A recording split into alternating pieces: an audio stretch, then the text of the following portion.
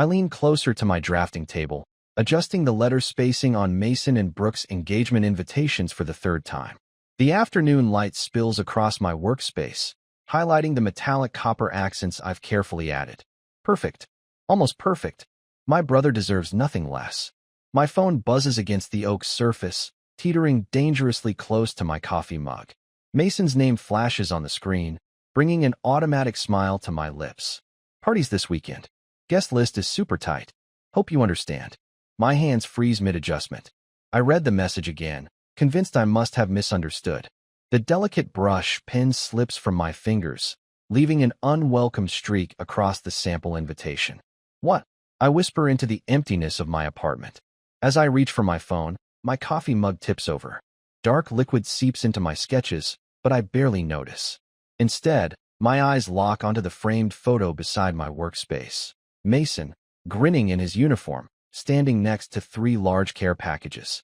I'd spent weeks putting them together, staying up all night to ensure they met the military mail deadline. They included his favorite homemade cookies, despite my own looming work deadline the next morning. He once called those care packages a lifesaver during his deployment. My hands tremble as I dial my father's number. Monroe. Dad's voice comes through after 4 rings, distracted and slightly annoyed. Everything okay, Dad? Mason just texted me about some party this weekend for his engagement. My voice sounds steadier than I feel. There must be some mistake. A brief silence, then a sigh. It's just a get-together, Monroe. Nothing formal. I press my fingers against the bridge of my nose. But I'm his sister. I've been working on their actual invitation designs all week. Look, honey, Dad says, his tone shifting to the familiar, dismissive one I know too well. It's just a small thing at Brooke's parents' lake house. Don't make this a big deal, okay? You know how your brother gets when people start making demands. When I make requests, the unspoken accusation lingers between us, doesn't it? I swallow against the tightness in my throat. Of course. I hang up before he can hear the break in my voice. The afternoon light feels colder now as I stare at my design work. Hours of unpaid effort for a brother who couldn't even bother to invite me to his pre-wedding celebration. My mind flashes back to 6 months ago, the 3 a.m. call from Mason in Germany, panicked because his bank card had been compromised. Without hesitation, I transferred $2,000 from my carefully managed savings. Emergency money he still hasn't repaid. I think about the 3 nights I spent designing their engagement announcement when Brooke decided she just wasn't feeling the professional one they'd paid for. How I missed my friend Diane's birthday dinner just to meet their deadline. During the 18 months of his deployment, I sent a care package every single month. I checked in on Mom and Dad twice a week. I helped Brooke move into their apartment so it would be ready when he returned. My phone pings again. It's my cousin Tara. She just got the invite for MVP's party. Are you coming up to the lake this weekend? My stomach tightens. Invite. I whisper. What do you write? I start typing, but then I see the 3 dots appear, disappear, then reappear. And then, oh, awkward. Thought you'd be there. It's at the Henderson's lake house. Looks like the whole crew is going. I ask her to forward it to me. There's an uncomfortable pause before the invitation finally arrives in my inbox. The screen glows with a bright, nautical-themed design. Join us for a lakeside engagement celebration. The details blur before my eyes, but one thing becomes unmistakably clear. This is no small gathering. Over 120 guests. I scroll through the names, recognizing Mason's work colleagues, distant cousins, Brooke's high school friends. Everyone, it seems, except me. My phone rings. Dad again. Your brother has his reasons, Monroe, he says before I can even speak. Maybe he thought you'd feel uncomfortable around so many people. You know how you get, how I get. My voice barely rises above a whisper. Just respect his decision. That's all I'm asking. After we hang up, I sit motionless, staring at my bank account on my laptop screen. Years of careful saving. Years of putting family obligations before personal dreams. My cursor hovers over the Book Now button for the Aspen ski resort I've fantasized about for years. The one I kept postponing because something, or someone, always took priority. Me. Not anymore. I click. First class ticket. Mountain View Suite. 6-day stay. As the confirmation email arrives, I snap a photo of my passport beside my plane ticket. Proof. I upload it to Instagram with steady fingers. When you're not on the list, you make your own. The first-class cabin surrounds me with a quiet luxury I've never let myself indulge in. Soft leather cradles my shoulders as I sip complimentary champagne. The bubbles dance on my tongue, and a strange mix of guilt and exhilaration floods my system, stronger than the drink in my hand. Another flight attendant gestures toward my nearly empty glass. Yes, the word escapes without hesitation, without the usual mental debate over whether I deserve the indulgence. Thank you. A month's rent for my apartment wouldn't cover the cost of this single flight, yet 6 years' worth of emergency savings remain untouched in my account. Emergency funds that were always available whenever Mason needed them. The seatbelt sign flicks off, and I take the deepest breath I've had in years. The Mountain View suite at the Aspen Lodge makes my apartment look like a storage closet. Floor-to-ceiling windows framed snow-capped peaks bathed in alpenglow, the fading sunlight turning the slopes into rose gold. The king-size bed could fit 4 of me. The bathroom gleams with marble I've only ever seen in design magazines. I stand before the mirror, barely recognizing the woman staring back. Her eyes hold a wildness, part terror, part defiance. "Who are you?" I whisper to my reflection. My phone vibrates on the nightstand for the 12th time in an hour. Dad's name flashes, then disappears as I silence it. Mom's text sits unread, along with 3 from Mason and 1 from Brooke. I set my phone face down without checking the messages. Whatever family drama needs handling, they'll have to find another solution. They said what? I gripped my coffee mug tighter as Tara's face filled my tablet screen the next morning. The largest breakfast nook offered enough privacy for video calls, something impossible at the crowded communal tables. I wasn't supposed to hear this. Tara's voice lowers. Brooke was talking to her sister in the bathroom. She said, and I quote, "We just thought Monroe would kill the vibe." Then something about how you're always so serious and turn everything into a big deal. The coffee turns bitter on my tongue. Kill the vibe. Mason didn't defend you. Tara continues, her gaze shifting away from the camera. He just nodded along. My phone pings with a text from Mom. "I'm sorry about all this, sweetheart, but you know how your father and brother are when they've made up their minds. I hope you understand. This isn't the first time." Tara adds, hesitating. "Remember Thanksgiving at Uncle Keith's last year? Mason's homecoming celebration. What about them?" I ask, but even as the words leave my mouth, the pieces start clicking into place. The last-minute location changes, the vague invitations. The stunned faces when I arrived. "Monroe, they've been doing this for years. I thought you knew." The realization sinks like a stone in my stomach. I've been carefully excluded from my own family for years. "You've changed." May's raspy voice fills my voicemail speaker as I prepare to listen. "Finally standing up for yourself." She sighs. "I've lived too long to watch this nonsense. Call me when you're ready to talk. Until then, enjoy every second of that mountain air." I slipped the phone into my pocket with a small smile. I hadn't expected today to feel different. My first time on the slopes. My instructor, Kai, adjusts my boot bindings with practiced ease. His weathered face is lined with decades of laughter, his eyes permanently squinting from years of snow glare. First time doing something just for me, I admit. He nods, understanding more than I say. "Got yourself some good company, then?" By afternoon, I've joined a group of solo travelers at the lodge, a retired teacher from Vermont, a widower celebrating his birthday, a young woman escaping a breakup. They welcome me without questions about family or obligations. We trade stories over hot chocolate as easily as if we'd known each other for years. My phone stays silent in my pocket for long stretches, so much so that I forget it exists. The beginner slope is little more than a gentle hill, but as I make my way down without falling, a surge of triumph washes over me. The cold air stings my cheeks, and my laughter escapes in vapor clouds against the mountain breeze. My body moves instinctively, remembering to lean into the motion rather than resist it. Not bad for day one. Kai calls from behind me. I've spent my life making things easier for everyone else. The irony isn't lost on me that, for once, I'm finally learning to do the same for myself. The lodge is inviting, buzzing with an undercurrent of excitement. A stone fireplace casts warmth and flickering light across cozy seating areas where new friendships take shape. I sink into a leather armchair, cupping a mug of spiked cider between my hands. As I listen to Sophia recount her summer swimming with dolphins in Hawaii, it suddenly hits me.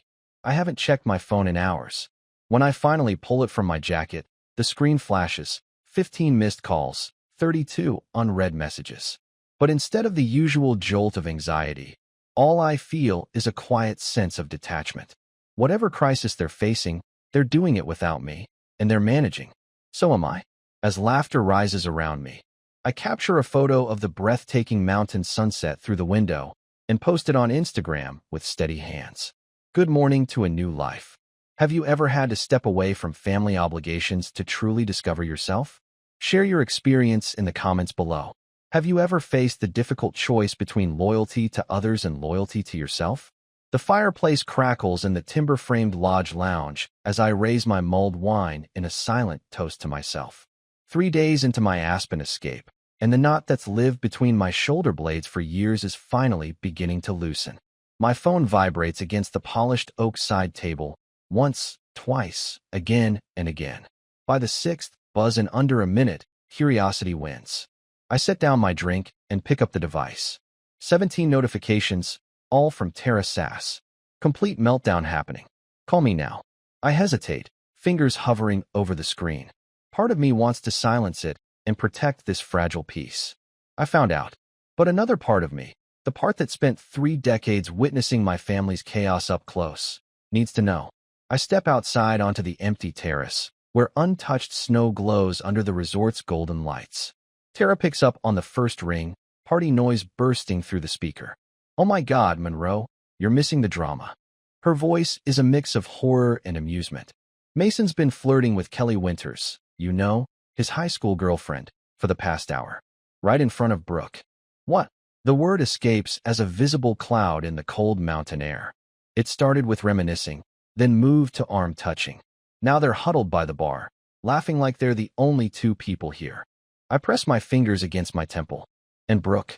She just threw her champagne in his face, the whole glass, then stormed out, screaming that the engagement is off. Despite everything, my stomach tightens. Old habits kick in, my mind already working through ways to fix this. What to say? How to salvage the party? Then I remember, I wasn't even important enough to be invited. And that's not even the worst part, Tara continues. Mason punched the wall after she left. Pretty sure he broke something in his hand. Your dad's losing it. Ethan Mason got into a shouting match in front of everyone. The bartender cut them both off, and the manager threatened to shut the whole thing down. I can picture it perfectly. Mason, red-faced and belligerent, while Dad, in his attempt at damage control, only makes everything worse. And Mom, she just stands in the corner, wringing her hands, pretending nothing's happening. But Grandma May? She's the real MVP, Tara adds, lowering her voice. She walked right up to Mason, locked eyes with him, and said, word for word, "This is what happens when you cut out the only responsible adult in your life." The entire room fell silent. Something strange bubbles up in my chest, somewhere between a laugh and a sob. For 32 years, I've been the invisible support beam, the emergency contact, the 3 a.m. problem solver, the one who always shows up in a crisis. Except this time I won't. I should go, I say. I signed up for a moonlight snowshoe hike. What? Monroe, did you even hear me? Your brother is imploding, and Brooke just left with her bridesmaids. Everyone's looking for you. They know where I am. I say simply. I told them on Instagram 3 days ago. I end the call and silence my phone completely. 10 minutes later, I'm crunching through pristine powder with 6 strangers and a guy named Ethan. The forest around us is silent, except for our breathing and the soft compression of snow beneath our snowshoes. First time as the woman beside me, Catherine from Toronto. I recall from introductions at everything I had met. First time snowshoeing. First time in Aspen. First time choosing myself over family drama. She laughs, a genuine sound that echoes among the pines. That last one's the hardest. The physical exertion burns my calves as we climb. My breath coming. Invisible puffs. Each step takes deliberate effort. Lift, place, press. No room for family anxiety. When you're focused on not falling face first into a snowbank halfway up. Ethan pauses. Our group at a clearing. The valley spreads below us. Lights twinkling like fallen stars above. The moon hangs full and impossibly bright against the black canvas of night. Take a moment, he says quietly. Sometimes we get so focused on the climb that we forget to look around. Something inside me breaks open at his words. A small, unexpected laugh escapes me. Perhaps my first genuine one in years. Catherine smiles beside me, and two other hikers join in our laughter, rising like steam into the night sky. I'm not responsible for fixing their mess. The thought arrives with such clarity that it stops my breath. All these years I've been the safety net, the damage control specialist, the emotional support beam. But maybe, just maybe, my absence is exactly what they need. 3 hours later, muscles pleasantly aching from the hike.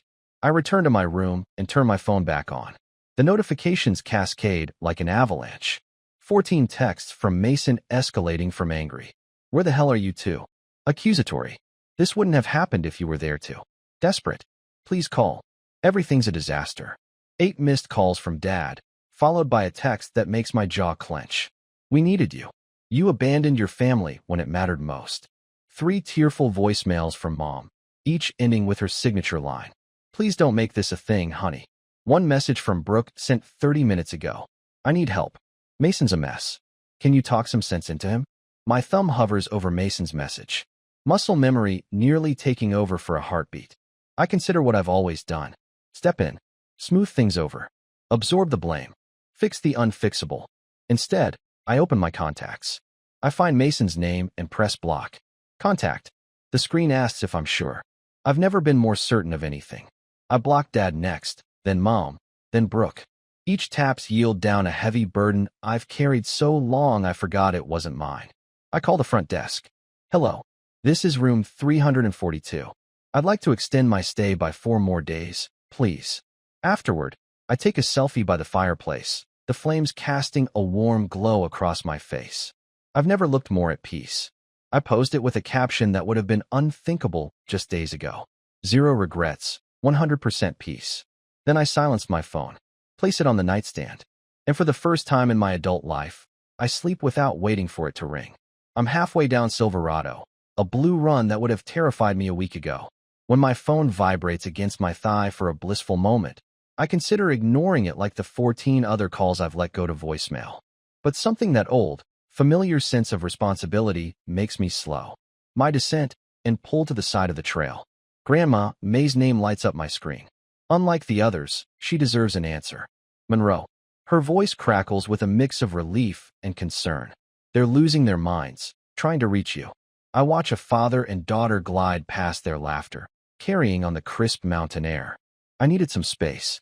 Space. She snorts. Your brother has left 17 voicemails. Started with how could you do this to me? And has worked his way to please, I need you. Her voice softens. Your father even sent an apology text. Your mother made him, of course. But still I close my eyes, feeling the sun warm my face. And, Brooke, her sister showed up at your apartment yesterday. Thought you might be hiding out. Grandma's laugh is sharp and knowing. Found nothing but your neighbor watering your plants. I asked Diane to check on them. I murmured, watching a snow bunny hop between pine trees. Where are you, honey? For the first time in days, I smile, a real smile that reaches my eyes. Summer. I should have done this years ago. Perfect form, calls Victor, my ski instructor, as I navigate the final turn. Just 3 days ago, he was patiently helping me up after countless falls on the bunny slope. Today, I'm carving confident turns down a run fittingly named Freedom. See you at the lodge for a brewski? He asks as we reach the bottom. Wouldn't miss it, I reply, surprised by how quickly I've settled into this new routine. The lodge staff knows me now. Emma at the front desk sets aside the morning paper for me.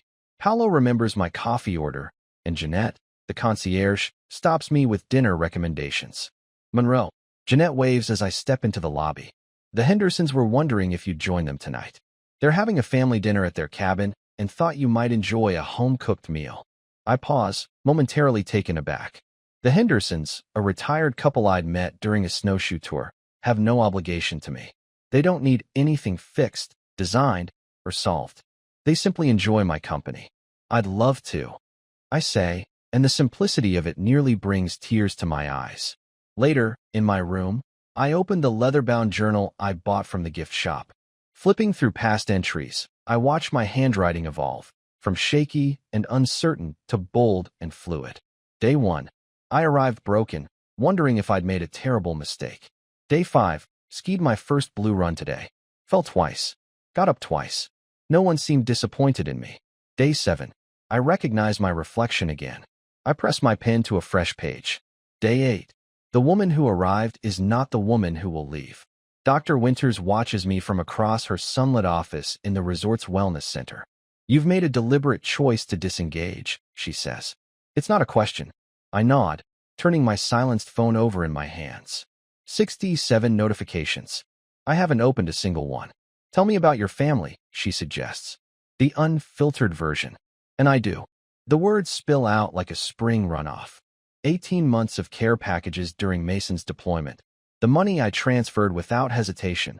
The invitations I designed without compensation. The birthdays I missed to meet their demands. The savings account I've depleted. Handling their crises. Returning to those patterns would be self-destructive, I realize. Startled by my own certainty, Dr. Winters nods. Yet, they're beginning to grasp what they've lost. Are they? I ask, still unconvinced. People rarely change until the pain of staying the same outweighs the pain of change, she responds. Your absence has shifted that balance. As I settle by the stone fireplace with a book, a new message from Tara pops up. Grandma May has moved into your parents' guest room, and she's already setting things straight. Dad nearly had an aneurysm. I smirk, imagining my grandmother's relentless, no-nonsense approach. Another message follows quickly. Mason admitted to your dad that they've taken you for granted. And get this, Dad actually agreed. I nearly fell off my chair. Before I can reply, a video message from Brooke appears. I hesitate, then press play. Her face appears, eyes red and swollen. Monroe, she begins, her voice breaking. I've been awful to you. Not just about the party, for months. Years, really. She wipes her eyes with the back of her hand. No polished makeup. No rehearsed speech. I don't know why you'd forgive me, but I hope you'll let me try to make it right. I set my phone down, emotions swirling as I reach for my wine glass. The front desk calls. Miss Taylor, there's a delivery for you downstairs. The clerk hands me a cream-colored envelope, the address unmistakably pinned in Mason's handwriting. I run my finger over my name, written with unusual care. Inside, a single page begins. I don't deserve forgiveness, but I need to try. I stand motionless in the grand lobby, watching snow drift beyond the windows, wondering how long the road to forgiveness should be, and whether an immediate reconciliation would heal or harm us both. I fold my last sweater, the cream cashmere I indulged in at the Lodge Boutique, and tuck it into my suitcase. 9 days ago, I had thrown clothes into this same bag with trembling hands and tear-filled eyes. Back then, my vision was blurred. Today, my movements are measured, deliberate. The woman who fled here barely resembles the one preparing to return. My phone buzzes. Dad again? Just checking what time we should pick you up tomorrow, his text reads. I type my response without hesitation. No need. I've arranged a rental car. 3 dots appear, then disappear. Then, seems unnecessary. We don't mind.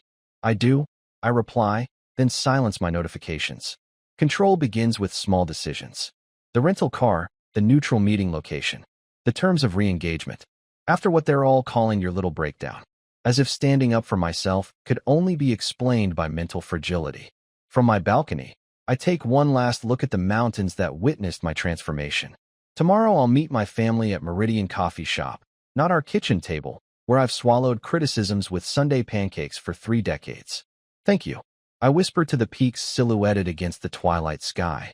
I spot them through Meridian's window before entering. Dad checking his watch, Mom nervously stirring her tea. Mason with his arm around Brooke, who's scrolling through her phone, their tableau of impatience so familiar it almost pulls me back into old patterns. I straighten my shoulders and push open the door. Monroe. Mom spots me first, half rising with that anxious smile. We saved you your favorite corner spot. I slide into the empty chair, setting down my leather portfolio with deliberate care. The weight of it grounds me. You look different, Mason says, squinting slightly. Skiing agrees with me. I answer, making eye contact with the barista instead of my brother. Well, Dad clears his throat. Taking charge is expected. Let's just put this unfortunate business behind us. Your mother's been beside herself, and Mason and Brooke need help planning the rescheduled engagement party. Brooke nods eagerly. We're thinking the first weekend in April. I've already created a spreadsheet of tasks. I've highlighted yours in yellow. My mother reaches across the table, her fingers trembling slightly as they cover mine. Sweetheart, please. The family needs to stay together, especially after everything that's happened. Gently, I slide my hand out from under hers and open my portfolio. Before we move forward, we need to address what happened. Monroe, Dad warns. No need to dwell on unpleasant things. I'm not dwelling. I interrupt, my voice calm but firm. I'm establishing context. I pull out a sheet of paper from my portfolio. On February 16th of last year, Mason called me at 3 a.m. from Germany because his bank card had been compromised. Within 10 minutes, I transferred $2,000 from my emergency fund. I meet my brother's gaze. That loan remains unpaid. Mason shifts uncomfortably. I've been meaning to, last September. I continue. I missed Diane's birthday dinner to finish your engagement announcement because Brooke wasn't happy with the professional design you'd already paid for. I place my phone on the table, screen up, and here are the texts from Dad telling me to not make this a thing. When I was excluded from a 120-person engagement party, silence falls across our table. Heavy and unfamiliar, my family stares at me as if I've suddenly started speaking a foreign language.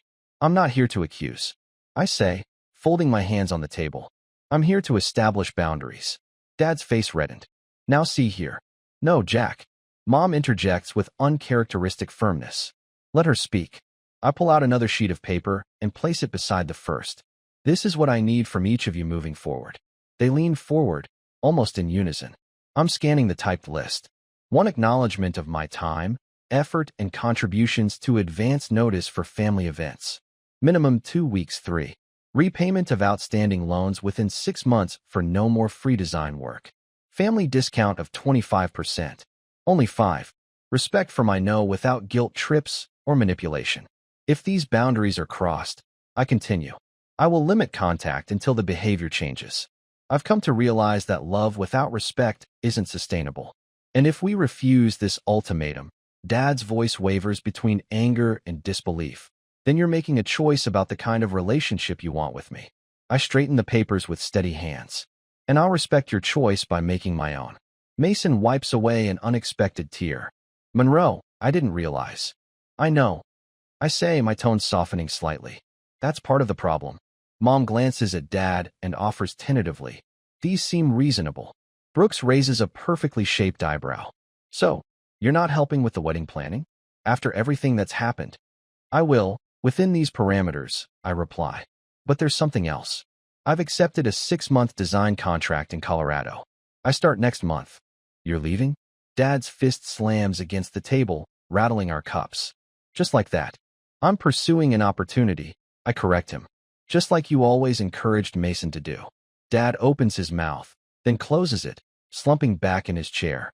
Mason leans forward, his eyes filled with guilt. I've been a terrible brother, haven't I? Before I can answer, the coffee shop door swings open, and Grandma makes her entrance, impeccably timed. As always. Well, just look at you, she says, her gaze sweeping over me with approval. About time someone in this family stood up for themselves. She grabs a chair from the next table and wedges it between Dad and me. Now, she says, pressing her weathered hands flat against the table, let's talk about how this family moves forward, with a little more fairness and a lot more respect. I catch my reflection in the window, shoulders back, chin steady, eyes clear.